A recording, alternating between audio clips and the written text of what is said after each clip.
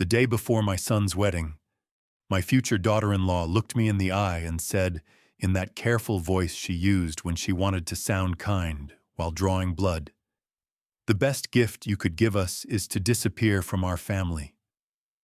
So I did as I was told. I canceled only what was mine to cancel. I put in motion what was already mine to put in motion.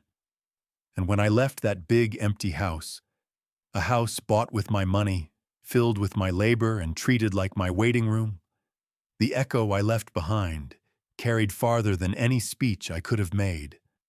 Allison stood in the kitchen when she said it. Her wedding dress hung behind her on the pantry door, a pale waterfall of fabric. She kept glancing at the way people look at expensive art they haven't paid for yet. She smiled the way she always smiled at me, polite, lacquered, distant, and my son, Max, found somewhere else to look. He nodded once. Not to me. Not really to her. To the problem, like a man agreeing with a headache. "Finally," he said, trying for authority and landing on brittle. "This weekend is supposed to be about us, Dad. You're making everything so negative." My negativity. That morning I'd driven back and forth to the resort with the florist because the original vases looked cheap. I'd ironed table runners in the laundry room because the rental company had delivered them folded. I'd spoken to the band leader about keeping the volume down during dinner because Allison's grandmother, a soft-spoken woman who liked Frank Sinatra and hearing her own family, had asked me the night before in a whisper so small it might have floated away. But I'm getting ahead of myself. 3 years earlier, I sold the house my late wife, Rose, and I had rebuilt after a kitchen fire. Westwood, single story.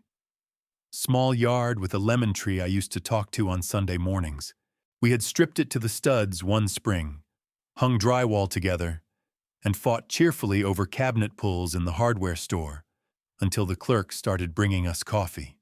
I sold that house, our house, so Max and Allison could make an offer on their dream place before some cash buyer swooped in. $350,000 for the down payment. My entire savings, a lifetime of lunch pail work and careful envelopes, wired in a single antiseptic transfer. Their mortgage broker shook my hand like I'd done something noble and unusual. Max hugged me hard. Allison kissed my cheek and said I would always have a place with them. "Always," she said, as if promising me a seat on a lifeboat. I believed her because Rose would have believed her. Rose trusted people until they made it impossible. I tried to wear that same soft coat after she died, even though it never quite fit me right. My room in their house was never called that. It was the guest room, as if I might at any moment send a note to the desk and ask for more towels. I didn't mind the word at first. Grief makes you grateful for any corner that holds your loneliness without complaint. I cooked in their kitchen and kept my spices in a neat box so as not to crowd Allison's labeled jars. I did school pickups for Allison's niece when her sister had late shifts. I paid certain bills when the due dates slipped by, and the stack on the counter grew tall and embarrassing. Nobody asked me to. Nobody told me not to. It was easier, and it kept the peace. Peace, as it turns out, is the most expensive thing you can buy on layaway. That last afternoon before the wedding, I was taping little paper place cards to small brass stands when Allison walked in, checked the time, and said the sentence that moved the story forward. "The best gift you could give us is to disappear." She didn't look mean. She looked certain. Behind certainty, there's often a vein of panic. I saw it, the brief flicker. I'd seen it before in my son, when a bill came due, and he pretended to read an article on his phone. I didn't answer her first. I let the sentence sit there between us, like a vase balanced on a very narrow shelf. "Where exactly?" I asked. Would you like me to disappear too? She lifted one shoulder, inspected a fingernail. A hotel? Your brother's? Somewhere that isn't here. She kept her tone light, as if she were suggesting a charming restaurant I might try. This is my son's house, I said, and then I let the other truth step out into the room. In certain ways, it is my house too. Max cleared his throat the way he does when he wants a different subject to appear. It's more Allison's house now, he said, and we all pretended that sentence made sense. She handles everything. Everything. The word hung there, ambitious and empty. All right, I said, because there are moments when arguing doesn't move the story anywhere but down a flight of stairs. If that's what you need. Allison blinked. She had expected pleading, not calm agreement. She had prepared for a scene and found herself staring at an exit sign. I'll gather my things, I said. I'll be out of your way before dinner. Max exhaled in relief, like someone whose headache has agreed to come back later. Upstairs, I folded my shirts and set aside my books, the 3 I was actually reading and the 2 I pretended to read in the evenings when their television was loud. On the nightstand sat a picture of Rose at a Labor Day picnic in a blue blouse with small white sailboats. She was squinting at me with her mouth half open, about to laugh at something I had said. Don't you worry, I told the picture, which is not a sane thing to do, and also not crazy. I'll look out for me now. Before I zipped the suitcase, I called Irene Parker. Irene had handled our will, my pension rollover after Rose died, and the unpleasant tax year that followed. She is a practical woman who keeps tissues on a side table and never pushes them toward you unless you push the first one toward yourself. David, she said, it's Saturday. I know, I said. I'm sorry. I need the house papers. What happened? I told her the kitchen scene without adjectives. Irene does not require adjectives to understand. I told her about the promise of always, about the bills I had paid because it kept the peace, about the word guest. I told her the sentence Allison had spoken like a gift and a command in one. Irene listened the way a good doctor listens when you finally name the pain. I heard her keyboard, quick and quiet. The money you transferred, David, she said, is not a gift in our records. You wouldn't let me file it that way. I remember a lot of hesitating, I said. You hesitated, she agreed, and then you let me protect you. We structured it as a secured loan. More importantly, you are listed on the deed. 35% ownership. I sent Allison an acknowledgement to sign 3 times. She never signed. The room felt larger suddenly, as if a wall had been moved back. So, I said, I am what I thought I was. Not a wallet, a co-owner. You are, Irene said. And as a co-owner, if the other owners will not buy you out at fair market value, you have the right to force a sale. I looked down at my suitcase, neat and obedient on the bed. Thank you, I said. On Monday, please send a formal notice of intent to sell to Max and to Allison. David, Irene said gently, are you sure you want to start with the loudest lever? I want to start with the true lever, I said. The truth is plenty loud if people have been whispering to themselves for a long time. After I hung up, I sat in the car and watched the house for a long minute. Through the kitchen window, I could see Allison holding the dress up to her collarbones, mouth forming a perfect O for the phone, delight rehearsed like a dance. Max opened a bottle of champagne with a grin that showed all his teeth and none of his gums. They looked young the way people look young when someone else is paying the tab. I do not begrudge youth. I do not forgive contempt. The resort receptionist answered on the second ring. Good evening, Scottsdale Resort. This is Anna. Hi, Anna. I need the banquet manager, please. She transferred me, and then she didn't have to. The contract was in my name. I had signed it and paid the deposit. I did not cancel the wedding. I canceled the party I was paying for. It is important to be very clear about what belongs to you, especially when people have been borrowing your clarity for 3 years straight. By the time the first angry call arrived after midnight, I had eaten a room service dinner that tasted unexpectedly good, the way food tastes when you are not being watched for your reactions. Allison's voice came through the phone, sharp and huge. She demanded explanations, and then rejected each one before I could finish the sentence. Max took the phone and asked if I had done this because of the room, as if the room were the size of the problem. I did not cancel your vows, I said. Wear slippers and say your promises in the park for all I care. I canceled the banquet I funded. $50,000 is a large number to spend in a room where I am not welcome to sit down. Has weight. You learn that when your spouse dies and the house holds it like winter holds cold. The silence in Max's pause made the bed dip. In the morning, I chose not to answer. By 9, there were 37 missed calls. I ordered breakfast, eggs and toast and coffee I did not have to pretend to like, and read the paper. The news reported weather and a city council debate about zoning. The world went on about its business, which was a useful reminder. Other lives continued even when yours felt like a courtroom drama. Around 10, someone knocked. Max looked like a man attempting to stand still in a hurricane. We need to talk, he said, which is an accurate sentence the way rain is wet is accurate. You should be getting dressed, I said. Allison won't come out of the bathroom, he said. Her mother is furious. You destroyed.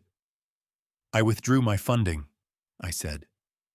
You destroyed the rest with your mouths. He came in without being asked, sat when I told him to, and looked at his shoes like they could explain adulthood to him if he stared hard enough. What we said then was not new. It was simply concentrated. When was the last time, I asked, you called me to talk about anything that wasn't a need? He opened his mouth, closed it, opened it again in case words would appear. How much do you think I have covered this year? I asked. I don't know, he said. 10? 15? $37,000. Groceries you thought just somehow already sat in the pantry. Utility bills that simply stayed on. An emergency brake job. A late credit card payment that threatened your rate. Those are not gifts, Max. Those are patterns. We were going to pay you back, he said, and I gave him a look that made him look away. Eventually, he said, which is the prettiest word people use when they plan to do nothing. This isn't revenge, I said. It's a boundary. You used me until you no longer saw me. Now I am visible again. He swallowed. What do you want? I want exactly what you and Allison asked for, I said. I will disappear from your daily life. I will also disappear my money from your budget. By the time he left, Max understood at least one thing he had not understood before. A co-owner is not a guest, and a guest is not a wallet. The afternoon brought a call from the resort, and then, unexpectedly, from Allison's mother. Pauline introduced herself in the calm voice of a woman who has seen several kinds of fires and learned which ones you let burn for warmth. I wanted to thank you, she said, sitting across from me in the hotel restaurant, her hands wrapped around her coffee as if it were winter. Not for canceling the banquet. That will embarrass me publicly and privately for weeks. For refusing to carry my daughter one step farther. She told me a story about a car accident when Allison was 16, a fence, and a lawyer friend who fixed the paperwork before anyone learned anything. We hid consequences like dust under the couch, she said. Eventually, the couch sits too high, and you pretend that's how couches sit. You tried to pay for the banquet, I said. I tried to spare the guests, but you were right to refuse, Pauline said. Some lessons are not transferable. When she left, I considered doing what I had done for 3 years. Smoothing, covering, minimizing. I did not. The next call, however, put a different kind of wind in the room. Adult Protective Services, the woman said. We received a report that you might be the victim of financial exploitation and may be experiencing cognitive decline. The old me would have laughed, or shouted, or bent over that call in shame. The me who had slept well the night before said, Of course, I'll bring my documents. When would you like to meet? Officer Rodriguez was younger than I expected and exactly as patient. I laid out bank statements, wire transfers, the deed, and a neat list Irene had made of the months I'd covered essentials when the essentials were not glamorous enough for budgets. Rodriguez read quietly, made notes, asked crisp questions about daily living, driving, shopping, keeping appointments, and then slid a pamphlet toward me that said, Protecting Yourself in large letters. You seem to be doing just that, he said. We'll close this as unfounded. He paused. I'm sorry you were put through this. It's clarifying, I said. A lie this large usually knocks something useful off a shelf. Max called 20 minutes later to ask if I was going to press charges, which told me more about his internal weather than about his legal knowledge. I want to meet, I said. At Irene's office, tomorrow, with Allison. Bring a plan, not excuses. Irene's office smells faintly of lemon oil and books. She had everything prepared. The loan, the deed, the math.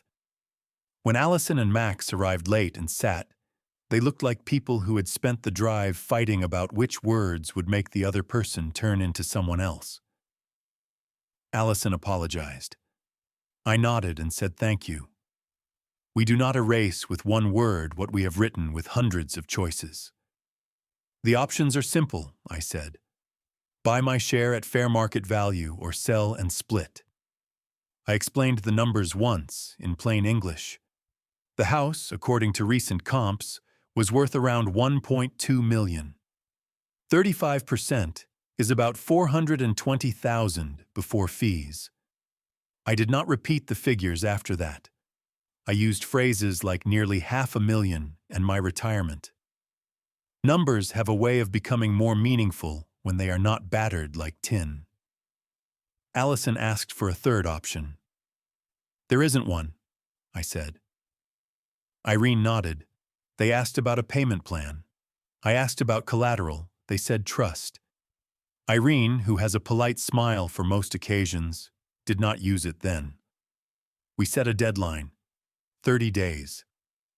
If you can raise the money, I said, we'll close cleanly. If not, we begin the sale. I stood. The meeting ended. Irene's pen clicked shut like a lid. 2 weeks later, Pauline knocked on my hotel door with a bottle of wine like a neighbor. She did not try to negotiate. She told the truth in a long string of short sentences. She had, she admitted, torn up a check Allison had begged her to deliver, $250,000, the last of her late husband's life insurance, because she refused to fund another clean escape. I may have failed her in some important ways, Pauline said, looking not at me but at her own palms. But I can stop failing her now.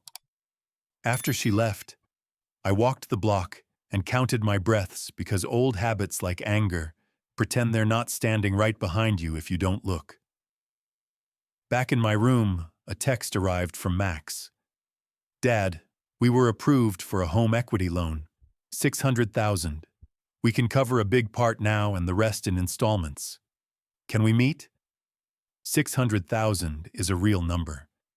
It is also the sort of number people focus on when they have not yet learned that debt is not a lifeboat. I wrote back, "We can meet.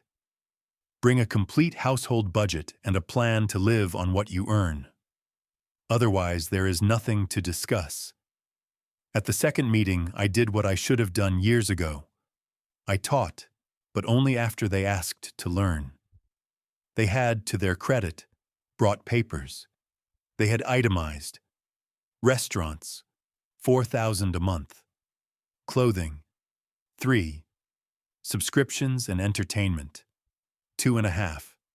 A gym membership the size of a car payment, $800 a month toward the kind of credit card balance that doesn't get smaller unless you change religion.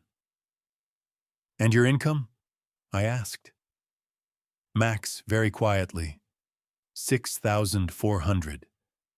"So every month," I said, "you spend almost another person's salary beyond what you earn.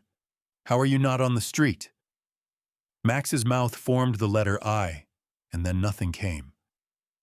Allison said, "Because you were there." "Exactly," I said, "and I am not there anymore."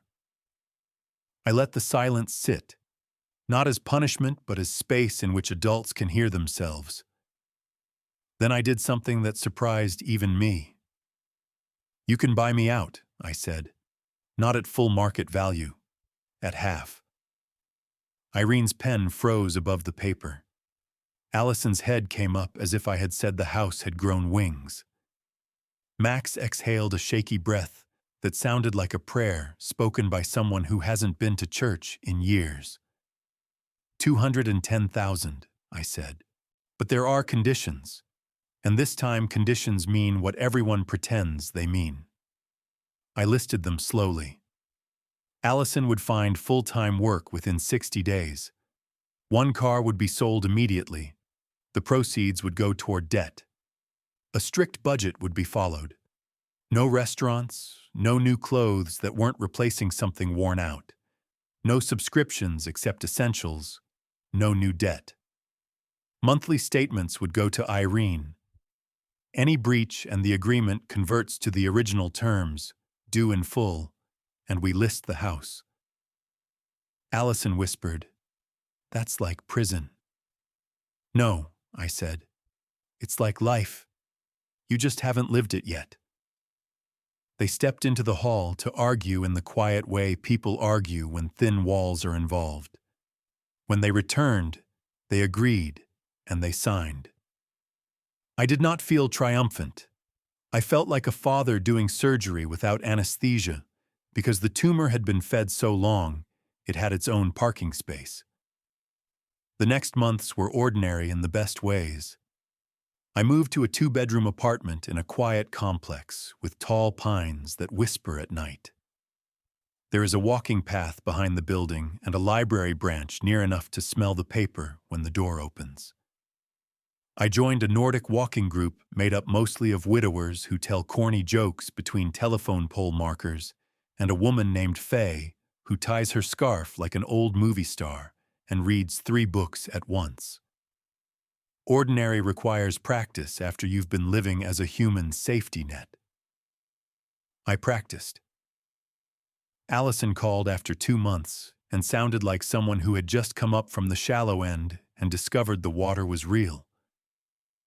She had taken a job at a dental clinic, front desk, paperwork, insurance wrangling, and she was tired in the ways that make sleep feel like earning something. "They said I'm good at organizing," she told me, like she was telling me someone had found a lost thing inside her. "You always were," I said. "You just had too many people doing it for you to notice." She laughed, and this time it was not a performance. She told me about a rude patient she handled without crying, and about bringing lunch from home for a week and discovering that food you make yourself tastes better, even when it is the same food. Max texted a photo of a pot of soup he had made with too much time. Their monthly reports arrived like bills used to arrive. Regular, clear, unavoidable.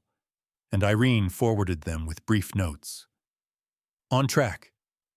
Late but corrected the next day. Looks good." Small phrases that feel like stepping stones when the river is moving fast. We met for lunch in a cafe with big windows and salt on the table in glass shakers. I arrived early because I like choosing where I sit. Allison arrived on time, hair pulled back, no showy jewelry, the kind of blouse you wear when you need pockets and respect. Max arrived 5 minutes later, nervous but steady. They did not order appetizers. They did not pretend they hadn't rehearsed their facts. "We sold the second car," Max said. "We bought a used Civic. We stopped eating out. We cook. We're paying you according to the agreement. We're less loud inside." "Good," I said, and let the word fill the space. "I am not angry," I added. "I am strict." Allison looked at her hands, then up. "I was afraid to call you," she said. "I was afraid to stop rescuing you," I said. Turns out we both needed practice. We talked about small things for the rest of the hour. The new dentist who whistled, the neighbor's yappy dog, the way the city changes your route by closing a street for repairs and gives you a new view you didn't ask for. We did not talk about money for once. We paid the check without drama. We left without a bill following us out like a shadow. Seasons turned with that comfortable creak you hear when a familiar chair holds your weight again. The agreement ran its course without fireworks. Allison's job turned into a promotion. Max learned to say, "We can't afford it," without turning the sentence into a fight. What changed wasn't only math, it was posture. They stood differently inside their lives. And I, for the first time since Rose died, stood wholly inside mine. One spring afternoon, the walking group finished early because of a forecast that proved wrong in the pleasant direction, and I stopped at the bakery for pastries I didn't need. My phone buzzed. The message said what it needed to in a handful of words. "Today is the last payment. All conditions met. We did it. Would you come over for tea? Not as a sponsor, not as leverage, just as family, if that word can be honest now." I sat on a bench and did something that used to scare me. Nothing. I let the question settle. The old me would have said yes immediately, because saying yes is how you keep your fear from saying anything. The current me texted back, "Tea is fine. Conversation is better. I come as a person, not a provider. Agreed?" The bubbles appeared and disappeared, and then the message arrived. Agreed. Thank you. Before tea, there was a film at the senior cinema club. Faye had saved a seat with her scarf. On the screen, a black and white couple made a decision that would haunt them beautifully for decades, and the theater breathed as one the way people breathe when a story tells them something about themselves without pointing. On the way out, Faye bought us paper cups of coffee and one cookie, which she broke in half with the solemnity of a ceremony. "You look lighter," she said. "I stopped trying to be furniture in a house that wasn't mine," I said. "Turns out a person does not owe another person a cushioned landing." "Cushions teach bad lessons," she said, and tucked her arm in mine for the short walk to the bus stop. Tea with Max and Allison was not a test, and not a reunion. It was exactly what we agreed it would be. Hot mugs, quiet conversation, some laughter that didn't ask to be praised for existing, a story about the neighbor who plays trumpet at odd hours, a photo on the fridge of them on a hike looking like people, not a brochure. The house looked slightly different, less decorative, more lived in. The mirror over the mantel had been replaced by a framed print of a local artist's sketch of the city's old bridge. The kind of art you buy because you like looking at it, not because it signals something to anyone. When Allison poured the tea, she did not apologize for the cups not matching. She set a plate of cookies down and did not say, "It's not much." She said, "We're glad you're here." It is an underrated sentence when spoken without a net under it.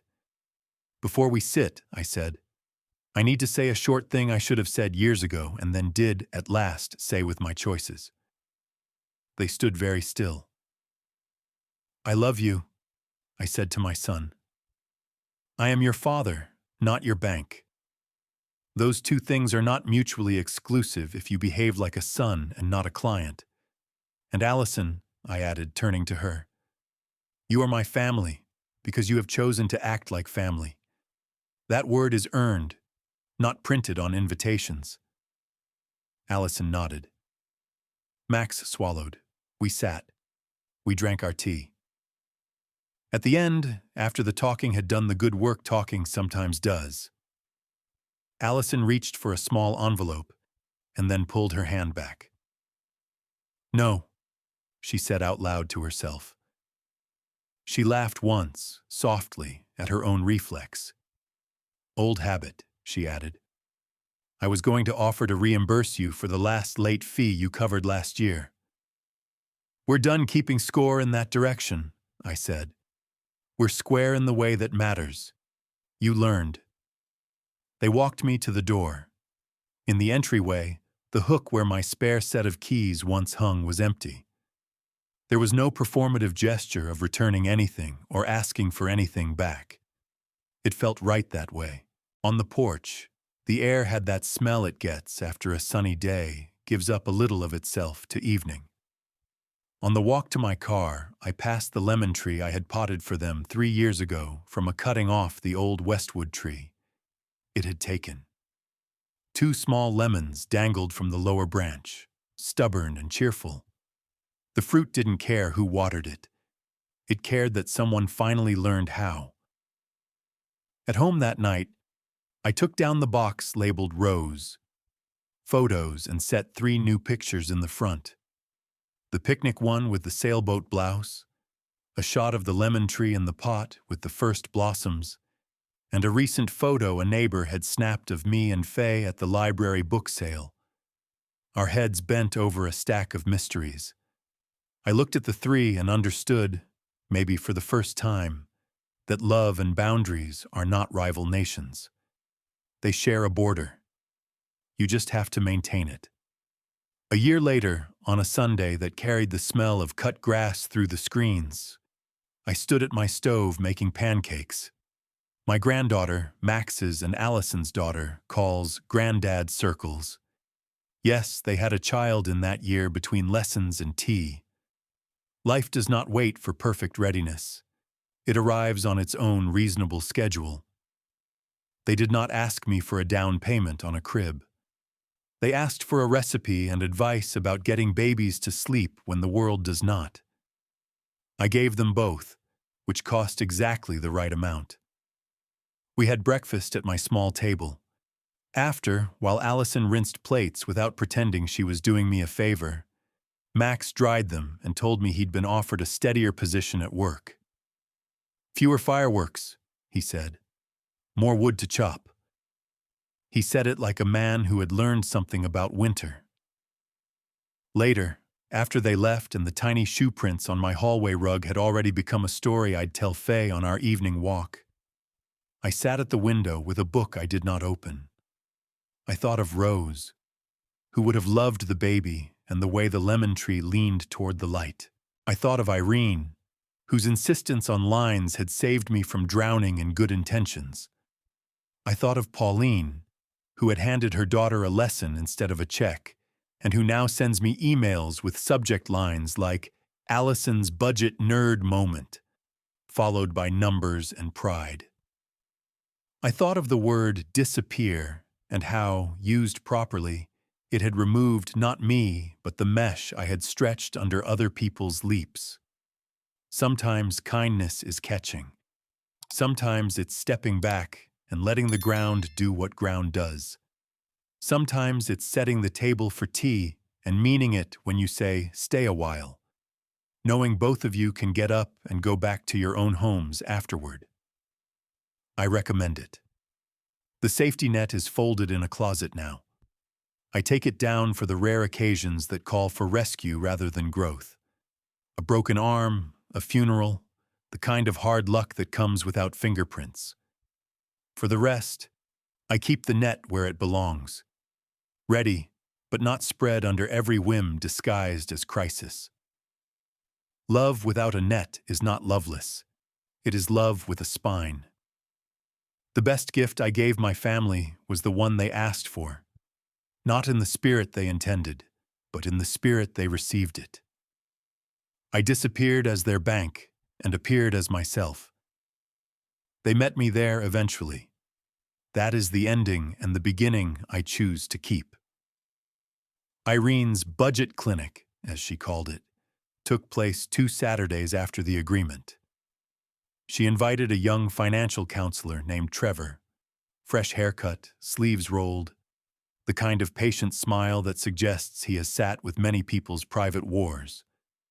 He brought blank spreadsheets and a stack of highlighters. Allison arrived with a notebook decorated with daisies. Max brought a shoebox full of receipts that looked, when he set it down, like a confession. Trevor did not scold. He taught. Money, he said, is a series of small ladders and a few slippery roofs. If you avoid roofs and climb 3 rungs a week, you get somewhere. He asked Allison to list fixed expenses, mortgage, utilities, insurance, and then he asked her to say the numbers out loud. Saying numbers out loud has a different temperature. She flushed and looked briefly at me as if hoping I'd rescue her from the sound of the truth. I folded my hands and listened. When they left, Trevor handed them envelopes labeled with quiet verbs. Save, groceries, gas, debt. Not fun, he said. Fun returns when you can afford it. In the meantime, make peace fun. Max nodded like a student who has learned the difference between a half answer and a plan. On my way out, Irene stopped me with that slight tilt of the head she uses when she is about to say something tender in a business-like office. You were merciful, she said. I was surgical, I said, and managed to smile. Same amount of sweat. Different end. Moving day to the retirement community arrived with the kind of weather this state does too well. Brittle blue sky. The sense you could aim your life toward it and keep walking. The maintenance man, Hector, met me at the door with a dolly and a joke about how all the best tenants arrive with books. They don't argue, he said, patting a box labeled Mysteries. The apartment welcomed my old furniture like it had been waiting. The window in the second bedroom looked out on pines that made their own weather when the wind picked up. In the kitchen, I set Rose's mixing bowl on the counter and stood there with both hands on its cool rim until my shoulders came down. That first evening, I ate a sandwich standing at the counter and watched 2 older women cross the courtyard with yoga mats rolled under their arms. One of them, Faye, though I didn't know that yet, glanced up, saw me at the window, and gave a small salute with her mat, as if welcoming a ship to harbor. The APS letter confirming closure arrived a week later. Officer Rodriguez had stapled his card to it with a handwritten note. Call me if anyone tries this again. Boundaries sometimes provoke theater. I put the card in my wallet and the letter in a file labeled Boundaries, a new folder next to taxes and home and Rose. There is a peculiar pleasure in filing your life under names you chose. There were temptations to relapse. One evening, late, my phone buzzed with a photo from Max of a sleek stroller he wanted for the baby they had not yet told me they were trying for. Sale ends tonight, he wrote, and then, as if he could see Irene frowning across town, he followed with, We will not buy this unless it fits the budget. I wrote, The best strollers are the ones within reach. The worst ones are the kind you lean toward and fall. He sent back a picture of a different, sturdier, cheaper stroller the next morning, and a simple, Thanks. Faye and I fell into a comfortable friend routine long before we called it that. We walked the pine path in the early evenings when the day's heat finally loosened its grip. She told me about the year she bought a used convertible to remind herself she could feel wind again. I told her about the lemon tree with the personality of a stubborn uncle. We traded books and soup containers. She preferred thrillers where the detective was tired but honest. I preferred novels where people made mistakes without having to die for them. We overlapped in the quiet middle. One evening, sitting on the bench outside the library, she asked, "Do you miss being needed?" "Sometimes," I said. "It's a fast drug." "And now?" "Now I like being wanted," I said. "It's slower. It lasts." Allison's work stories accumulated like beads on a string. She learned the way insurance companies hide the ball. She learned to stop apologizing in emails where no apology is due. She laughed at herself for packing too much lunch one day and shared with the hygienist. She kept one of the highlighters from Trevor's stack and used it on her own calendar. Green for paydays, yellow for bills, blue for days off when she and Max would take inexpensive walks and call it a date. "Sometimes," she said on the phone, "I feel 19 and get mad I didn't know any of this then." "Most people don't," I said. "The lucky ones learn at 29, the rest at 59. You're on the left side of the line." She sent me a picture of her first pair of work shoes bought with her own card. Sensible, black, a little ugly, her caption reading "beautiful" in big letters. That made me laugh out loud in the produce aisle and earn a friendly glance from a stranger selecting apples. Pauline and I traded a few emails that would have made Allison blush for their frankness. "I catch myself wanting to fix," Pauline wrote, "and then I make tea and sit on my hands." I answered, "I count to 50 slowly and then reread the budget line that says, 'Restaurants, 0, and treat myself to a sandwich I made at home.'" We became, in effect, members of the same quiet club, parents who learned to parent adults. She sent me a photo of her backyard in Cleveland under late autumn light. "The maples learned boundaries earlier than I did," she wrote. "Look how clean the line is between my yard and Mrs. Larkin's." The picture showed a fence and 2 yards of different grass. The line really was clean. It is a funny thing, the satisfaction you can feel about someone else's tidy yard.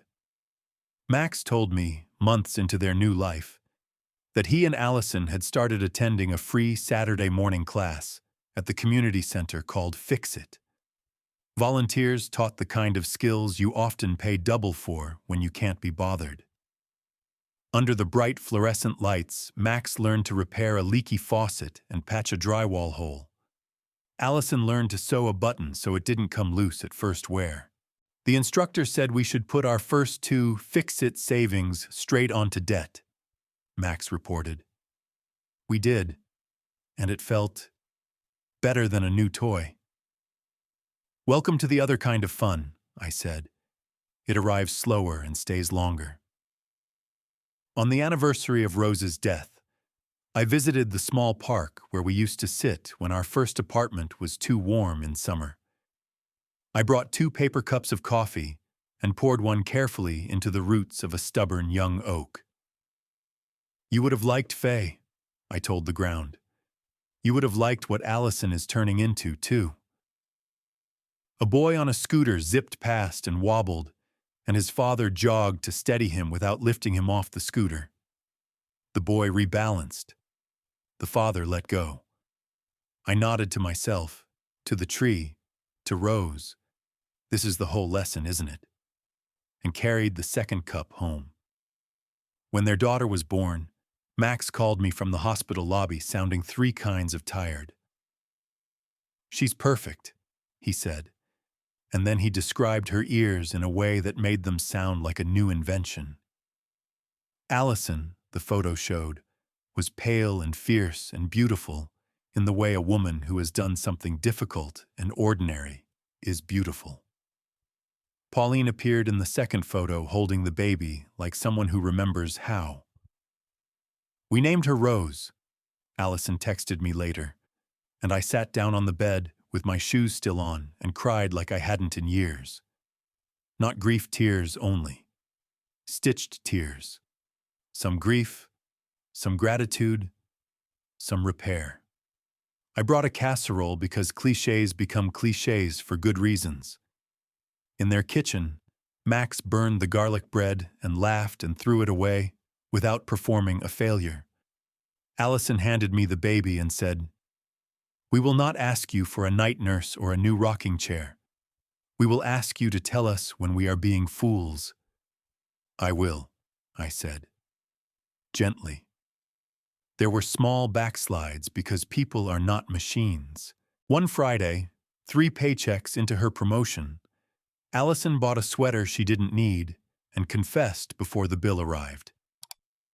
"It was on sale," she said, and then winced at the phrase as if she had stepped in something. "I'll return it tomorrow." She did. The next Monday, she sent me a photo of the receipt and a picture of her lunch, a humble tuna sandwich, and wrote, "Sale on patience. I'm buying." Max forgot once to send Irene the monthly statements on time and texted me at 9 at night, panicking like a teenager who broke curfew. "We have learned consequences," he wrote, "and we will take this one without drama."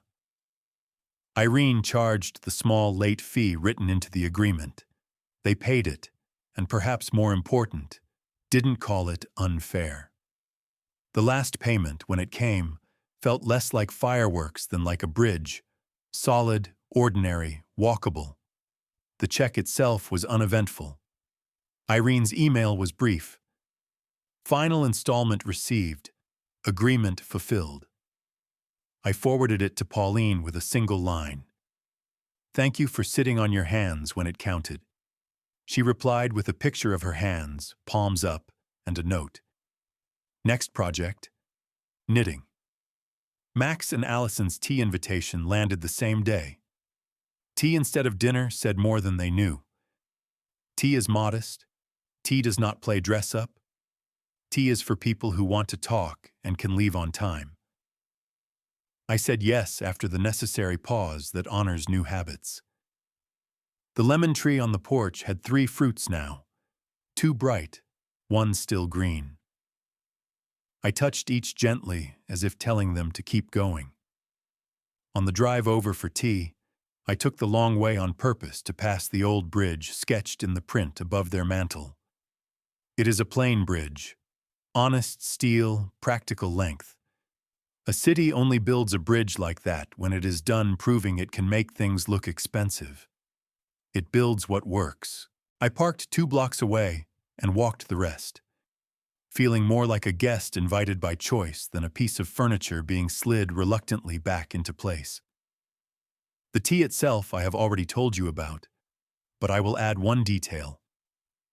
After we were done and I was putting on my jacket, Allison said, with a hand on the back of a dining chair she had refinished herself, "I didn't know furniture could feel different when you fix a scratch yourself." It was as if she had accidentally summarized our entire last year in a sentence about wood. On the ride home, I put on the radio and found a station playing standards. Sinatra again, which felt like a nudge from the grandmother at the wedding who never got her quiet dinner. I sang a little. I am not a singer. No one was there to grade me. That is one of the freedoms of driving alone. You can sound bad and feel good. Months later, when I took Rose, the baby, not my Rose, to the park for the first time, I watched Max with the stroller he had not gone into debt for teaching himself how to adjust the shade without pinching fingers. He showed me as if I might need to know it later when I took her by myself. He did not ask if I could. He assumed I could learn. That, more than the smooth motion of the shade, made something click into place in me like a part finally aligned. We sat on a bench and passed the baby back and forth. Allison lay on the grass, and closed her eyes for a brave 20 minutes. Pauline arrived with cut-up fruit and paper napkins. Faye joined us on her way back from the library, with a new thriller and a bag of day-old bread the bakery had given her, because she flirts with the teenage clerk in a grandmotherly way that makes him stand up straighter. It looked, if you had walked by, like a family. It felt like one, too. Not because we shared a mortgage or a secret bank account, but because the invisible contract between us had been rewritten in plain language. I think, sometimes, about how close we came to a different story. If I had repeated what I did the first year after Rose died, writing checks as punctuation to arguments, I would have stayed useful and disappeared at the same time. That is a trick older men pull without knowing they're magicians. They mistake gratitude for silence. They confuse love with being needed.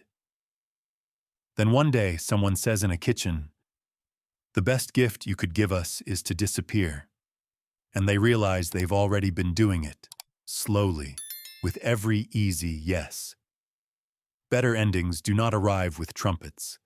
They arrive with tea, with budgets, with jobs taken and kept, with learning the names of the neighbors and the trees, with a lemon that ripens because someone remembered to water it instead of waiting for rain. If you find yourself where I was, standing in a kitchen that contains your generosity but not your chair, do not look for a scene to make. Look for a lever that belongs to you. Use it once, cleanly. Then step away and build a life that feels like yours in rooms that are. You will be surprised how many people can walk on their own once you stop laying down your back like a bridge. And if, on some quiet evening, a woman with a scarf and a smile asks if you want to see a movie where the couple makes a hard choice and keeps it, say yes. You might find yourself, 2 hours later, humming a tune you thought you had forgotten, grateful that you disappeared from the role you were never meant to play and appeared, finally, where you belong.